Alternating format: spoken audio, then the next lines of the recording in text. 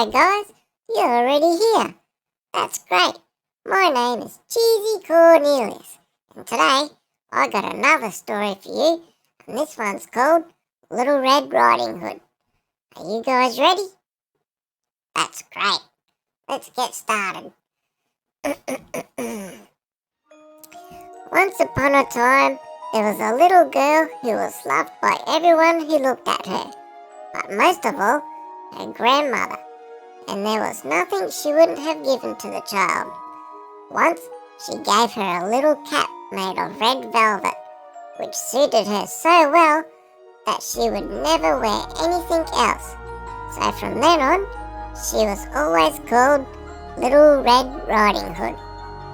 One day, her mother said to her, "Come, Little Red Riding Hood, here is a piece of cake and a bottle of cough syrup.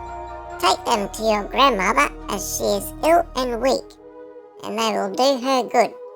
Set out before it gets too hot, and when you are going, walk nice and quiet, and do not run off the path, or you may fall and break the bottle, and then your grandmother will get nothing. And when you go into her room, don't forget to say, 'Good morning,' so she knows it's you." "I will take great care," said Little Red Riding Hood, giving her mother her word. And her word is her bond. Her grandmother lived out in the woods, half a mile from the village, and just as Little Red Riding Hood entered the woods, a wolf met her. Little Red Riding Hood didn't know what a wicked creature he was, and was not at all afraid of him. "Good day, Little Red Riding Hood," said he, the wolf. "Thank you kindly, Wolf. And where are you off to so early, Little Red Riding Hood?" "To my grandmother's." "And what do you have in your basket?"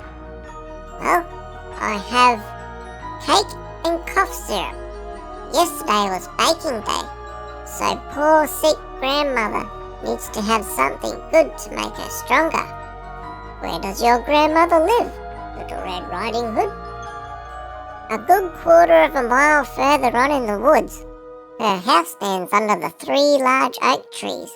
"You surely must know it," replied Little Red Riding Hood. The wolf thought to himself, "What a tender young creature. What a nice plump mouthful. She will be far better to eat than the old woman. I must act craftily so as to catch them both." So he walked for a short time by the side of Little Red Riding Hood, and then he said, "See, Little Red Riding Hood, how pretty the flowers are out here. Why do you not look around?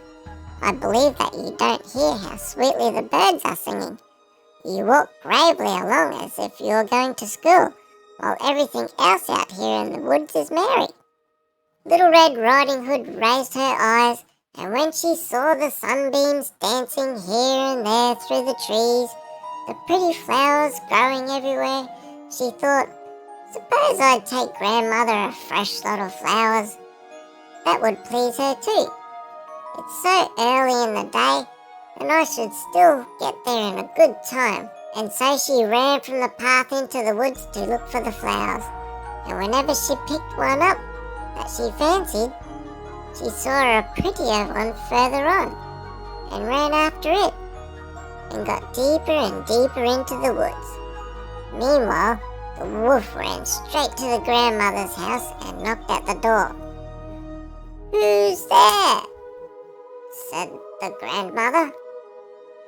"Little Red Riding Hood," replied the wolf. "I'm bringing back cake and cough syrup with me." "Lift the latch and open the door," called out the grandmother.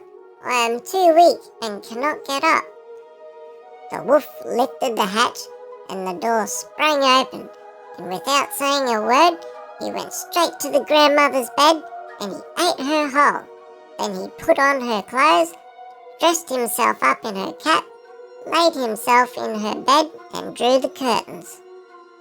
Little Red Riding Hood, however, had been running about picking flowers, and after she gathered so many that she couldn't carry no more, she remembered her grandmother and set out on her way. She was surprised to find the cottage door half open, and when she went into the room, She had such a strange feeling that she said to herself, "Oh dear, how uneasy I feel today." She called out, "Good morning, Grandmother," but received no answer. So she went to the bed and drew the curtains back. There lay her grandmother with her cap pulled far over her face and looking very strange. "Oh, Grandmother," she said, "what big ears you have." "They're better to hear you with, my child," was the reply. "But, Grandmother, what big eyes you have," she said. "They're better to see you with, my dear." "But, Grandmother, what large hands you have. They're better to hug you with." "Oh, but Grandmother, what a terrible big mouth you have. It's better to eat you with." And with that, the wolf roared, jumped out of bed, and swallowed up Little Red Riding Hood whole. With his stomach full, the wolf got back into Grandma's bed and fell asleep snoring loudly. A huntsman who was passing by the house heard him and thought it was very strange for the old woman to snore so loudly. He looked inside and saw that it was the wolf who was snoring. The huntsman had been looking for the wolf for a long time. At long last he had found him. Then, just as he was going to fire the gun at him, it occurred to him that the wolf might have devoured the grandmother and that she might still be saved. So he didn't fire his gun, but took a pair of scissors and began to cut open the belly of the sleeping wolf. When he had made 2 snips, he saw the Little Red Riding Hood shining through.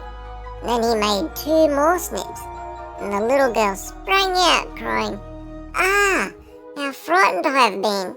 How dark it was inside the wolf!"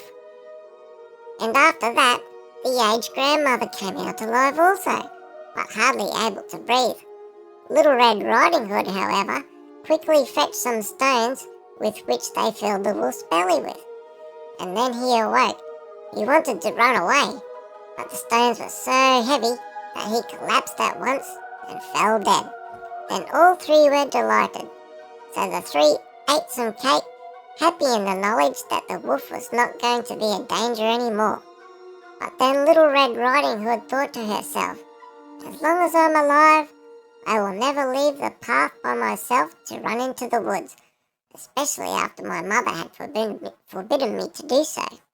The end. So we learned 3 valuable lessons from today's story. Number 1 is not to trust strangers. Even a friendly stranger may have very bad intentions. Number 2, not to share personal information. In her encounter with the wolf, Little Red Riding Hood gave her details about her destination, the reason of her journey, and the contents of her basket. This is a huge mistake, since that information, which seems harmless, can be used by bad people to hurt us or our loved ones. And number 3 is not to disobey our parents. One of the recommendations from Little Red Riding Hood's mother was, when she left home, she was to be careful walking through the forest and not to move away from the main road. This, of course, was forgotten by Little Red Riding Hood, who then falls right into the wolf's trap and takes a shortcut as he suggested. Okay, guys, hope you enjoyed today's story, and remember, my name is Cheezy Cornelius, and I'll see you on the next one. Bye!